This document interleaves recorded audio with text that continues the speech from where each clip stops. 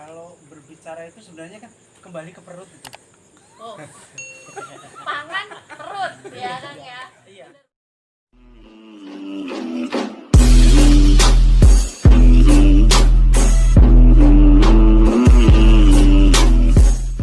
Oke, masih kembali lagi bersama SBL Channel Suara Bumi Lampung. Ya, masih di seputar ketahanan pangan dan kedaulatan pangan nih ya Mas ya.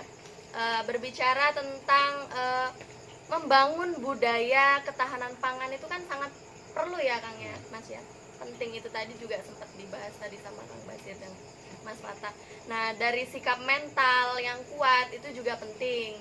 Lalu nilai-nilai nasionalisme ternyata ada kaitannya, dan tentunya persatuan bangsa, kesejahteraan sosial itu berkaitan nggak Kang? Kalau misalkan ngomongin ketahanan pangan dan kedaulatan pangan itu tadi, kesiapan mental dan lain sebagainya, mulai dari nasionalisme dan persatuan, lalu kembali lagi kesejahteraan tentunya. Mbak, kalau berbicara itu sebenarnya kan kembali ke perut itu. Oh, pangan perut ya Kang ya. Iya. Benar. Kalau kembali lagi ya, kalau kita perut kita udah kenyang, keluarga kita kenyang, itu pasti juga akan anak-anak mau belajar ya anteng. Ya. Teman-teman mau membicarakan, mau berkreasi untuk kehidupan sosial yang lain juga tenang. Teman-teman yang bergerak di pemerintahan juga tidak memikirkan bagaimana ini nanti tak tinggal di rumah kayak apa. Saya lebih pada ini harus dulu dikuatkan secara ekonomi keluarga dulu. Tadi sebenarnya konsep-konsepnya sih udah pada bagus, tapi tinggal penerapan dari mulai titik yang terendah, keluarga dulu, baru nanti lingkungan, baru nanti ke atas kayak gitu. Enak nyingkroninnya ya Kang ya. Itu nanti secara kenapa kok terjadi kerusuhan di sana, kenapa kok terjadi ada maling, ada apa-apa, itu tidak jauh dari perut loh. Betul. Kalau gengsi, kalau ini sebenarnya udah nomor ke sekian.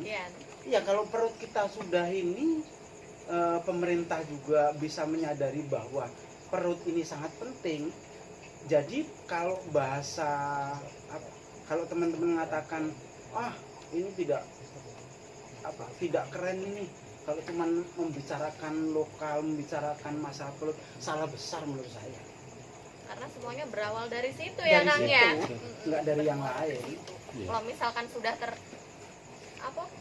terobatin, tertambal itu tadi, apa bisa dibilang nanti bisa gitu kan nyingkronin ke atasnya?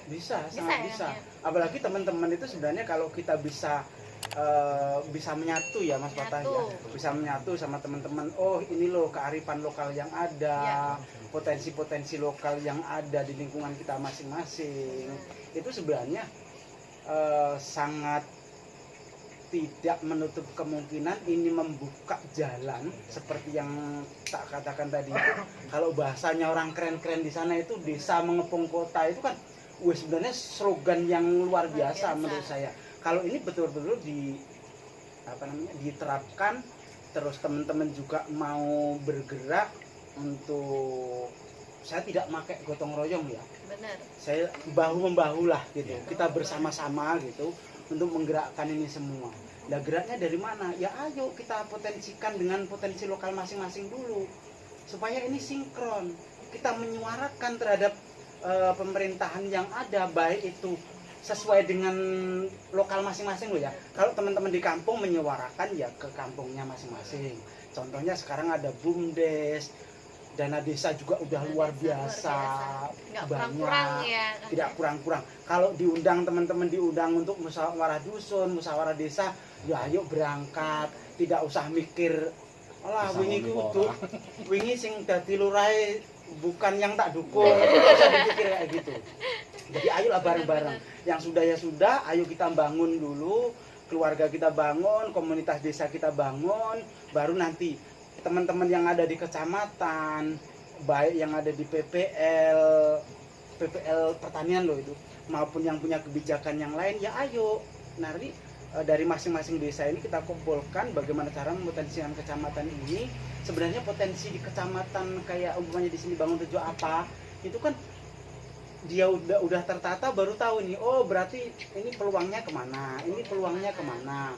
Bener nggak sih kalau ada bahasa ini kok banyak impor, banyak ini. Gimana itu, Kang?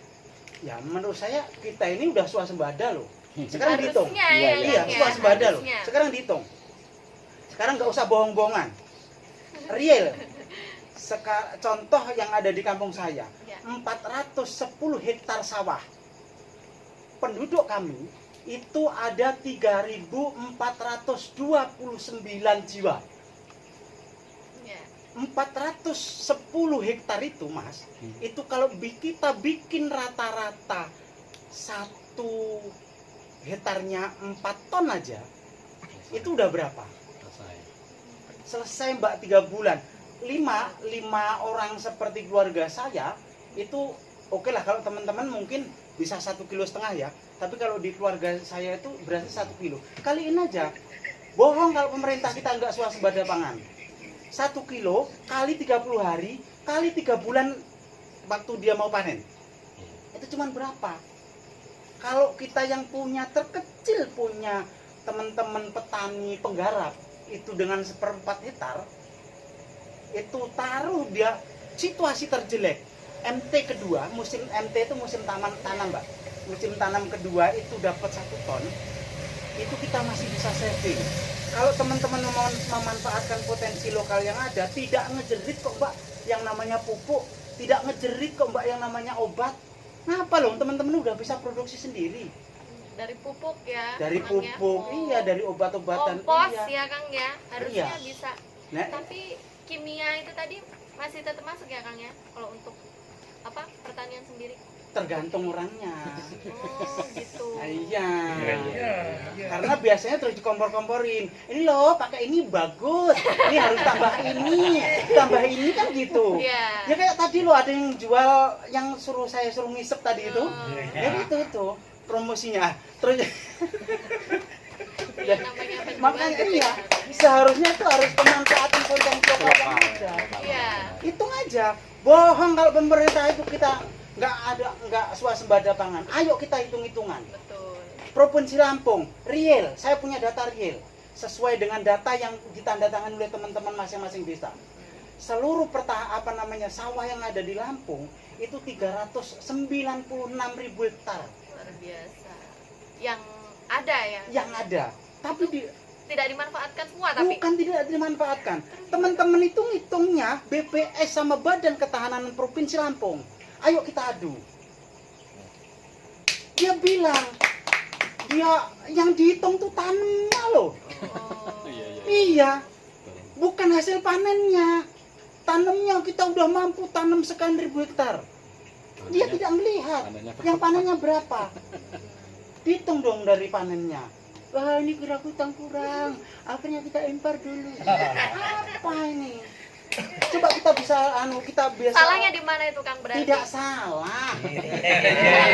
Enggak ada yang salah berarti ya, Oh, Kang ya. tidak salah. Terus gimana, Kang? Yang salah itu teman-teman mengartikan aja. Mindsetnya itu tadi ya, Kang, ya? Teman-teman itu contohnya, wah itu pemerintah gini, karena kita tidak pernah ada fasilitas untuk berdiskusi. Betul. Coba kita ada fasilitas untuk berdiskusi. Kalau pemerintah ngundang, yang diundang kelompok tani, nuwun sewu ini, boleh nanti saya diinformasi, apapun bentuknya. Yang diundang itu yang nanti mau klop, Iya. bener nggak?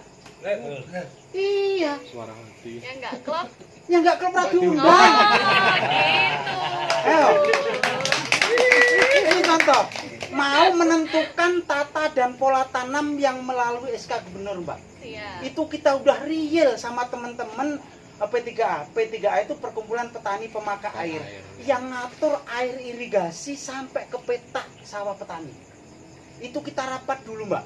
Kita rapat, kita harus minta dari BMKG, kita minta dari Balai Besar yang ada di Bendong itu airnya ada berapa, kita mau tanam berapa, ini golongan berapa, dari irigasi ini nanti di golongan berapa.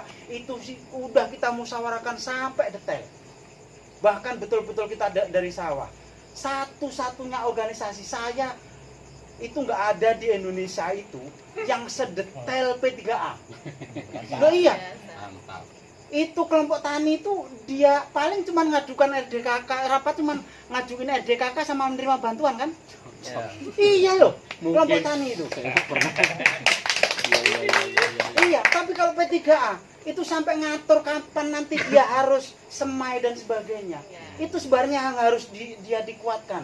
Teman-teman P3A itu dikuatkan, terus pemanfaatan yang ada di situ betul-betul kita dampingin mereka supaya aku udah bangga sih Mas, teman-teman kemarin melalui hemat air irigasi, metode SRI. Itu sebenarnya wah itu program yang luar biasa. Tapi ternyata ini penentuan tempatnya untuk lokasi-lokasi SRI mereka yang menentukan, Mbak. Tidak melalui musyawarah dengan kita. Yang diundang yang mau Pihak pro gitu ya? aja sama mereka ya. Coba sih sekali-kali. Aku ini mau ini apa? Pengen saya ini mau tak undang ini. Mau tak undang dari dinas, mau kita ajak diskusi. Perkara mereka nanti tidak mau lagi terus saya diceng udah biasa, Mbak. Oke. Wong kita nggak dibantu mereka ya kita udah enjoy sendiri ya. Iya. Sama petani-petani kita udah enjoy kok. Iya. Kita nggak njerit. Kemarin yang teriak-teriak ini harga mahal. Kita anteng, Mas seneng tuh harga mahal kan? Lah beras 9.000 anteng. Mas Fatah monggo, Oke. silakan menambahkan. Jadi ada semacam kayak teori gelas bocor ya. Jadi ini desa ya.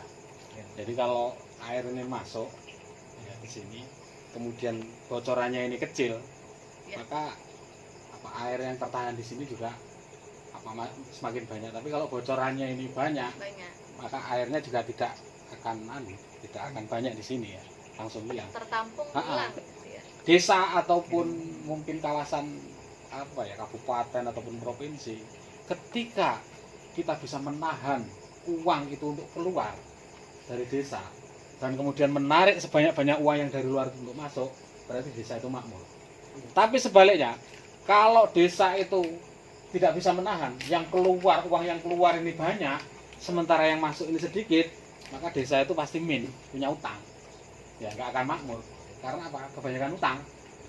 Nah sekarang pernah nggak kita ngitung berapa uang yang masuk ke desa, berapa uang yang keluar? Kalau saya pernah dulu tadi ketika mengorganisir petani itu ada 50 item yang keluar, sementara yang masuk tidak lebih dari 10.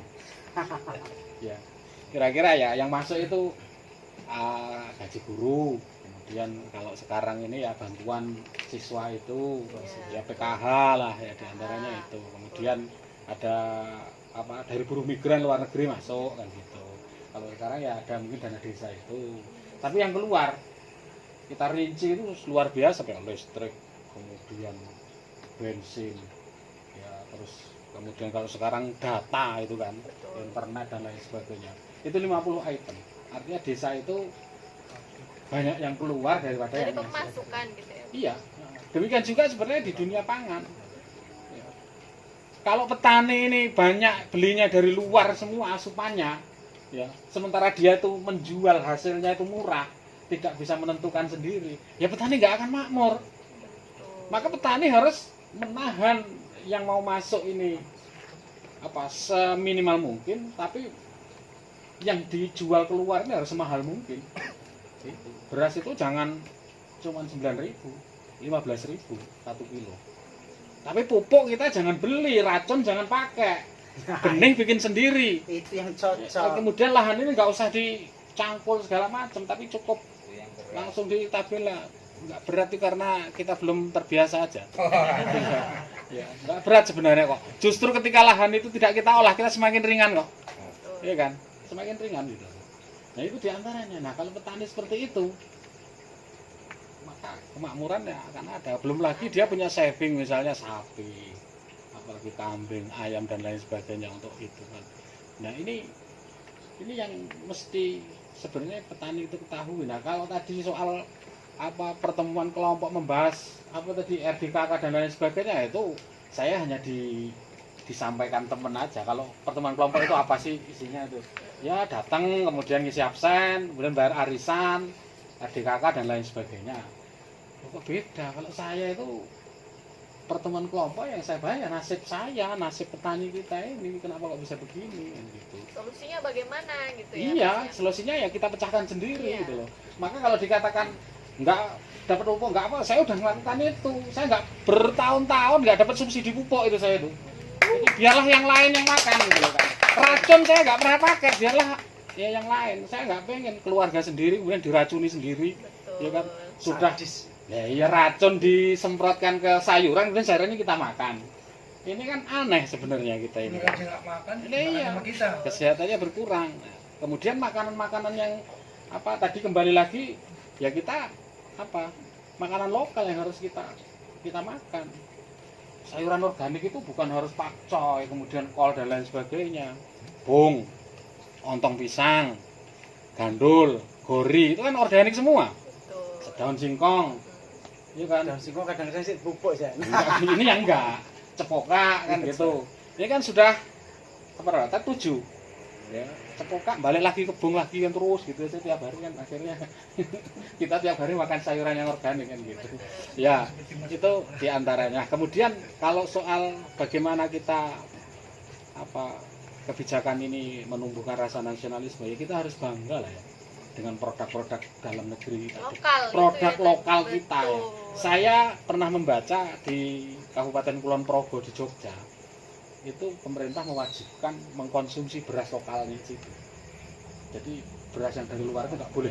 Di Lampung nggak pernah ya Mas ya? Ya mudah-mudahan dengan ini nanti menjadi Aduh, inspirasi ya. Lampung ini gimana? Kan sebentar lagi ini mau telan pil dan kada. Oh, telan pil dan Nah, kada. itu. Jadi mereka harus konsumsi beras lokal yang dari Kulon Progo, yang dari luar nggak boleh masuk. Ya, termasuk air kemasan itu produksi pemerintah sendiri dan Iya. beberapa produk yang lain kemudian retail atau apa minimarket itu nggak boleh apa banyak-banyak yang masuk tapi sedikit yang itu kemudian bisa menampung dari produk-produk lokal itu. Nah sekali lagi mari berbangga dengan apa produk lokal, makanan lokal, termasuk asupan lokal. Petani itu mupuk kotoran sapi dengan mupuk orangnya itu keren mana?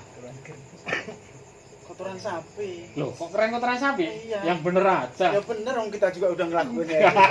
Iya, dulu Ya. 2000 itu saya nanam padi SRI tanam tunggal itu diketawain dikirain orang gila. Iya. Sekarang lo kabeh ngikut. Gitu. Bayangin sekarang ya. Jadi kalau kita hitung-hitungan ini lokal ataupun luar, sekarang pupuk yang sering kita pakai itu kan dari luar daerah. Itu mampir dulu di sana, mampir dulu di sana, mampir dulu di sana. Dari kecamatan mau ke kelompok saja masih dikawal oleh orang-orang yang berseragam itu kan. Seragam apa Ya ini? nggak tahu pokoknya itu kan. Balik sih jaluk. Ya.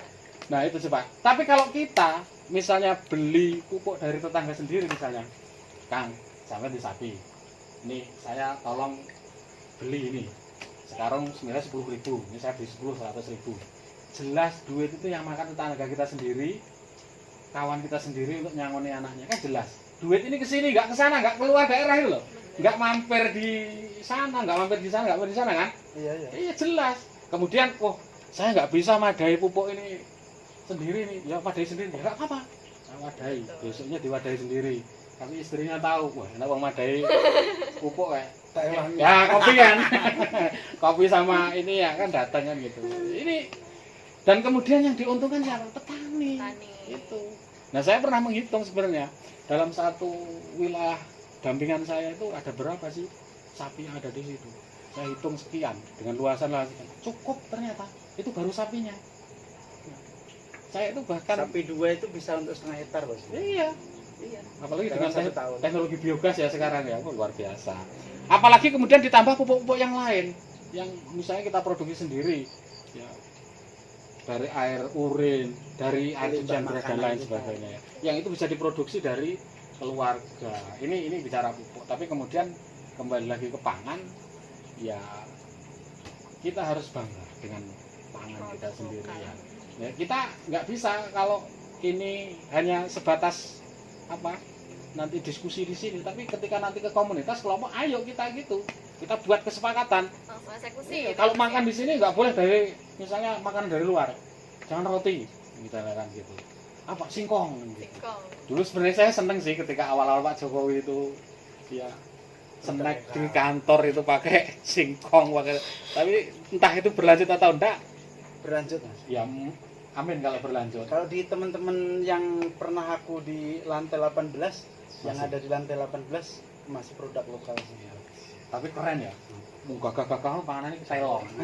Iya, hebat itu loh kan. Artinya pasti mereka akan ingat kembali ke tanah kelahiran di mana dia Iya. dibesarkan, sungai tempat dia mandi kan itu kalau makanannya itu. Tapi ketika itu yang dimakan itu punya orang luar, dia akan ingat apa? Nggak ingat apa-apa.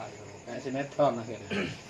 Itu Mbak mungkin yang Oke, dari untuk Mas Fatah dan Kang Basir sendiri ini mungkin ada saran atau tambahan lah untuk rekan-rekan SBL yang ada di rumah, mungkin sekalian closing statement kan, tambahan lah untuk gimana sih harusnya, lalu generasi-generasi milenial hari ini harusnya seperti apa ke depannya, lalu khususnya petani, dan mungkin ada tambahan untuk pemerintah setempat khususnya di Provinsi Lampung. Monggo untuk Kang Basir dan saya dulu. Fatah. Iya.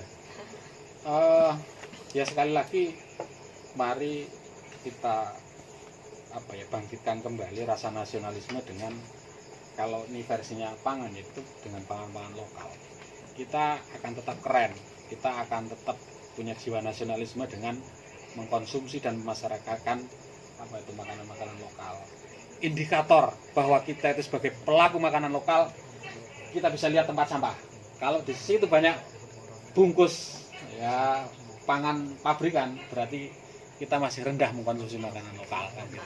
Tapi kalau di tempat sampah itu yang terlihat itu kulit uwi, kulit singkong atau kulit pisang, Betul. iya, Kulit jengkol.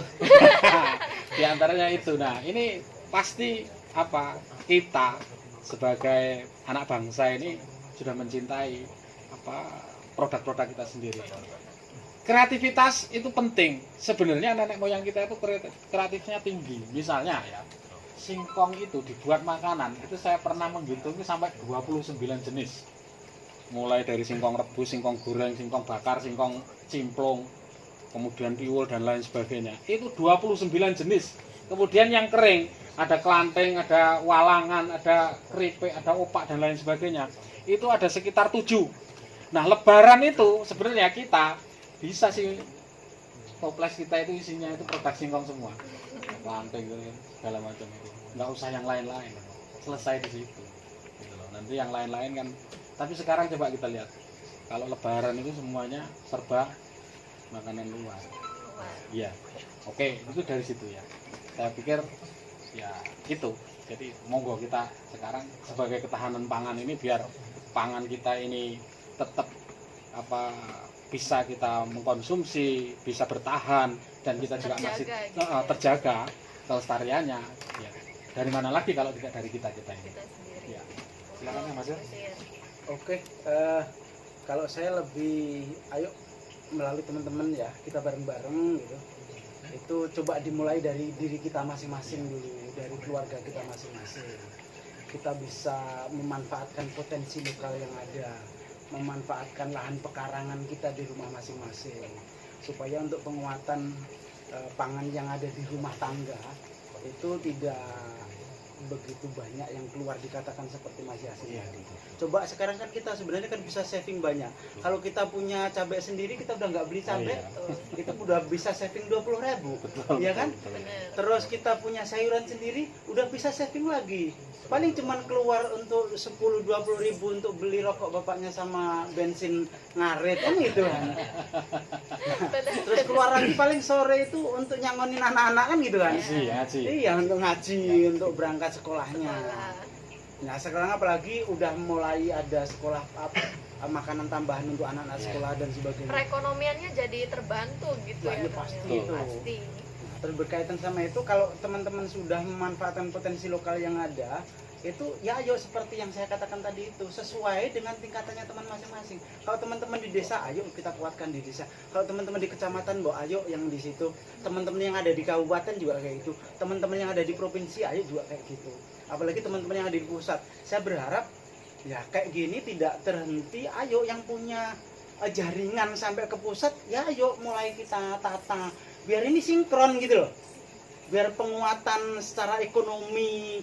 Kalau bahasa jenengan tadi ketahanan pangan dan kedaulatan pangan, ya yuk biar sinkron, biar sama-sama tahu gitu. Implementasi dari apa sih sebenarnya ketahanan pangan dan kedaulatan pangan ini biar semua paham, rakyatnya yo ben rakyatnya ki jane ngerti. Makmur. Kalau dibilang nggak makmur itu ya sadis menurutku ya. Terlaluan banget itu ya Kang ya. Terus ngeklaim apalagi udah ada ini loh apa kabupaten termiskin itu sedih saya. Bener itu. Ini kecamatan termiskin. Saya ngitungnya termiskin dari mana? Iya. Ngitungnya apa? Sensus BPS. Sing disensus ki apa? Indikatornya apa di padahal secara dia keluarga dia kekurangan makan enggak? Terus ada satu yang stunting itu aja, jadi geger. Kurang apa? Ini desa perlu gizi buruk, tetek bengek. Ya Allah kok kayak ironis bener gitu loh. Kayak heroik padahal ya belum tentu karena orang yang kayak gitu tuh kekurangan makan itu belum tentu gitu. Iya. Nah, maksud saya yang kayak gitu, mbok ya ayo sih kita bareng-bareng pemahaman kita bareng-bareng kita kita buka, kita saling mengisi di masing-masing lini sesuai tugas dan fungsinya masing-masing. Apalagi seperti yang katakan Mas Yasin itu. Kalau kita petani ya jangan dijual produk mentahnya dong gitu. Jangan dijual gabahnya prung gitu aja, jangan. Tunggu dulu. Kita itu kan kalau bahasa dulu kita punya gledek dan sebagainya, apalagi pemerintah ada dana tunja jual melalui BUMDes-nya. Teman-teman merangsek dong masuk ke situ jadi pengurus BUMDes. Ya gitu, biar kita klop gitu loh. Jangan ojo kriso ngelok netok tapi nggak iso bergerak, mengorganisir wera iso kan miris kuwi. Iso ngoreksi pemerintah tidak peduli, tapi dia tidak pernah ikut berbuat campur tangan di situ. Tidak memberikan perubahan untuk dirinya sendiri. Makanya ayo bareng-bareng minimal di keluarga kita dulu lah. Jadi ku angfusakumnya itu. Betul. Jadi biar juga tetap nilai ibadahnya itu ada gitu loh. Perkara nanti hasilnya kayak mana udah biar Tuhan sendiri yang ngatur. Penting usaha dan prosesnya dulu iya. gitu ya. Apalagi yang punya channel-channel teman-teman, punya teman pejabat, punya teman yang punya kebijakan, yang menentukan program. Wah, jangan klaim dong. Nanti yang di DPR udah lupa. Kapan kita pernah mengingatkan? Gitu loh. Masa ayo kita ingatkan bareng-bareng. Wes diinget nih Kang. Tapi ora kena. Piye caranya kamu ingatkan? Gitu loh. Ingatkan itu ya kan punya metode masing-masing. Bisa sambil dicuel-cuel, dibubungi nggak kena, ya parani teko nang omahan. Kan punya temen. Sekarang gini, sampai mau ngadep Pak Bupati, itu masih mau melalui protokol nggak? Melalui humas, melalui sespri, tetek bengek dong. Ya sama aja. Ayo kita bareng-bareng yang kayak gitu mulai ditata gitu loh Mbak. Kita orek-orek kapasitas, kita kapasitas teman-teman sebagai apa di situ, ayo mulai kita fungsikan masing-masing. Jadi saya setuju sebenarnya masalah ketahanan pangan ini. Tapi ya bagi mereka sih nggak asing, bagi mereka. Padahal sebenarnya menurutku implementasi dari apa yang bagi mereka itu belum sepenuhnya, belum bisa nyambung antara yang punya kebijakan sama yang ada di bawah. Karena ya terhenti di komunikasi nggak nyambung. Karena kalau boleh jujur ya, sekarang PPL itu satu PPL itu bisa 3-4 desa loh. Iya betul. Ya kan miris itu. Ya sedih gitu loh. Itu aja masih, ini mohon maaf pemerintah itu. Aku udah mbok ora sah PPL itu nggak sah. Disibuk negur laporan melo teko judulnya terus selfie nggak ngebina petani. Formalitas gitu ya. Iya. Ngisi absen. Mbok yo nggak usah gitu. Datang itu udah ada program. Oh Pak, saya keliling, hasil saya keliling ini ada potensi ini, ayo kita diskusikan. Ini rasa datang itu terus waduh bingung gawe laporan.